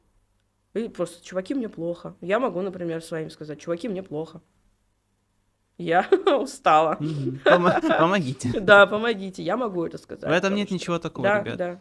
Опять же, здесь вопрос в том, что просто, понимаешь, одно дело обозначить проблему, а другое дело желчью изливаться. Да, это да, разные вещи. да. И это всегда видно. То есть, как бы, делайте выводы, какие сами хотите. К слову, о вот дружелюбном комьюнити и ребятах, с которыми ты коммуницируешь, вот я имею счастье тоже, ну, отчасти коммуницировать. С фитами у вас какая история? Потому что я так наблюдал, вот у вас был фит с Монопартами, Да. в том числе, как бы, который лишний раз у меня побудил, посмотрите, что у вас там происходит, ну, тоже классная песня. Клип очень Да, хороший клип офигенный. получился. Я Арману про это говорил, он говорит, тебе понравилось? Я такой, да, он говорит, ну, слава богу. Я не понял, в смысле, слава богу? Это ты что, говорю, Арман? Ну, короче, нет, слушай, очень круто. И у вас тоже недавно был фит с Септори, если не ошибаюсь. Да, вот, да, получается, месяц назад вышел, да. буквально. Ну, очень интересно получилось, очень спонтанно. Меня Виталик, это барабанщик Септори, он мне написал, типа, не хочешь быстро вот Туда-сюда. сделать это кавер, ну, это кавер на Type O Negative, Мгм. то есть это не какой-то авторский проект, а это именно что кавер. Ну, коллаборация в любом случае. Вот, и мы сделали, и что-то как-то прям быстро так получилось, так прикольно, мы пришли, прямо вот, то есть они мне скинули материалы, ну, естественно, я ознакомилась, толком послушала нормально песню саму, оригинальную, потом мне скинули материалы, я послушала, так, у нас вот такое вот видение, потом я набросала, что я представляю, я сама дома, ну, у себя микростудия домашняя есть, я что-то там накидала, какие вот у меня идеи возникли, естественно, это не чистовая запись, просто типа, вот, чуваки, предлагаю вот такой, есть такая идея, может быть, их тоже на что-то наведет. И потом что-то там, и мне Виталик пишет, вот такого-то числа студия. Типа, все, писать будем. Я, ладно. И мы с Саней... Саня предложил сам, Александр, гитарист, предложил, давайте мы сделаем, я добавлю немножко клавиш, чтобы это было именно вот атмосферу вот эту вот характерную добавить. И мы можем сделать не просто гостевой вокал, а именно вот полноценный фит на этой песне, на этом кавере. И это был интересный опыт, потому что Саша дома завел себе инструмент новый. Ну, мы любим всякие странные непонятные штуки покупать. Я видел. У меня мелодика у меня есть такая дешевенькая, у меня есть автоматон, видел, да? Безладовая эта штука. Да. Сказать странно. Да, там такая морда. Вот. Что-то еще у нас есть. И стилофон. Такая маленькая штучка. Да, стилофон знаем. Вот, и он на нем наиграл. Да. Там еще как ручкой ты как будто Там пишешь. ручка, там есть куча крутилок. Я аж слюной буду. Как классно. Да. Да. Там вот эта вот шкала, то есть с нотами, и куча крутилок настраивать. И там есть антенна, чтобы ты мог как термин пользоваться, играть. Да. Она не очень очевидно работает. Я пробовала, а там очень сложно настроить чувствительность. Визуализируй. Да, это моя тема, чисто моя тема. С ним сложно настроиться, я пока еще к нему не привыкла. Вот, ну вот на этой вот штуке играть как бы вообще классно. И Саша вот сел, что-то там накрутил и сделал очень быстро, там, за пару часов эти партии. Вот, а потом, когда уже мы записали, и релиз был очень близко к тьме. И мы с ребятами такие, типа, давайте выступим на тьме вместе. А почему нет? И вот мы выступили. Первый день это было. Очень классно. Мне очень понравилось. Я прям кайфанула. Ну, волосы распустила. Да. Флексила. Я люблю death metal, и тут из death metal проекта мы вот это вот сыграли, и Саша тоже на гитаре сыграл, вышел прям. Я... С учетом вот этих ваших творческих моментов, с учетом того, как все преодолевается, в том числе и, ну, сложности, связанные там с бюджетами, со всем этим, какая у тебя мечта музыкальная? Вот что бы ты хотела такого, чтобы произошло, что ты вот просто, знаешь, после этого, как говорится, снимаешь шляпу и такой, я это сделал. Просто, господи. Слушай, ну, я тебе хочу сказать, что у меня, может быть, маленькое тело, но у меня огромное эго размером с Юпитер, наверное. Поэтому я вот с удовольствием бы получила бы Грэмми. Прекрасно. Вообще, вот, кроме шуток, я не смеюсь ни капельки над этим. Как вот любой актер, Да. наверное, хочет Оскар получить, Да. я хочу получить Грэмми. Почему нет? Я хочу в зал славы попасть. Ну, я не знаю, насколько это... Мне кажется, с возрастом, чем больше я занимаюсь, тем больше и больше это приобретает именно вот форму. То есть я буду стараться еще больше. То есть раньше как-то это было как-то совсем... Да ты че ты ерунду думаешь? А сейчас так. Я клянусь тебе, Надо это делать. реально. Слушай, условно, Иманбек смог получить Грэмми за свой ремикс? Почему нет? Тем более, что у вас достаточно, ну, как бы у вас есть причины для этого, условно, вы там не просто стоковый металкор. Поэтому большое эго в данном случае исключительно как катализатор движения. Да. И я бы хотела еще спеть дуэтом с Джонатаном Дэвисом. Я бы так была рада. Мы сейчас Прикинь, выйти с группой Корн спеть. Я бы просто упала там потом Даша, в это обморок. все реально. Это все реально, то, о чем ты говоришь. И Грэмми реально. И фит с Корн реально. Я уверен на 100... Сейчас, знаешь, что надо? Вот эти такие крученые свечечки. Так, спичка на Грэмми. Мы что делаем? Мы посылаем запрос. Программируем. Мы программируем себя, мы кидаем удочку, а потом на нее что-то клюнет. Ребята, спасибо большое за просмотр. Подписывайтесь на Tardi Great Inferno, если вдруг вы еще не подписаны. Слушайте альбомы, ждите что-то, что Следующий будет. альбом. Абсолютно точно. 2026 год. А Будет он уже новый на самом альбом. деле довольно Он очень скоро. Вы вот сейчас вот только там пойдете в школу, в универы, потом там на работе что-то туда-сюда, и такие, опа, Новый год. А тут уже что знает, что будет. Спасибо большое, что пришла. Мне было очень приятно с тобой поговорить. Мне тоже спасибо, что позвал. Да я с удовольствием вообще. Когда есть такие коллективы, не звать их грех. Спасибо, ребят, еще раз. Всем до свидания.